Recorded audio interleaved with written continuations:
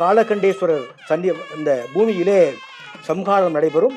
சிங்கமகாசுரன், வேளமுகத்தை கொண்ட யானை அசுரன், சூரபத்மன் ஆகிய 3 நபர்களும் மரப்பொம்மை தரித்து முருகனை எதிர்க்கின்ற அசுரர்களாக வருவார்கள்.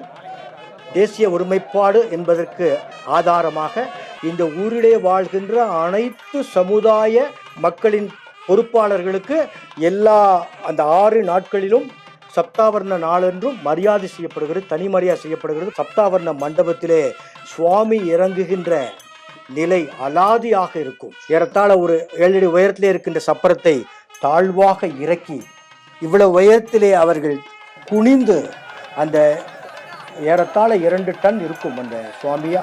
அதில் இருக்கிற ஆவணம் எல்லாம் 2 டன், ஆமாம் எல்லாம் 2 டன், மினிமம் 2 டன் இருக்குன்னு நான் கருதுகிறேன். அதை அப்படியே கீழே தரையளவுக்கு இறக்கி சுவாமியினுடைய பாகை எதுவும் தட்டாம அப்படியே உள்ளே கொண்டு வைக்கிறது பார்ப்பதற்கு ரொம்ப திவ்யமாக இருக்கும்.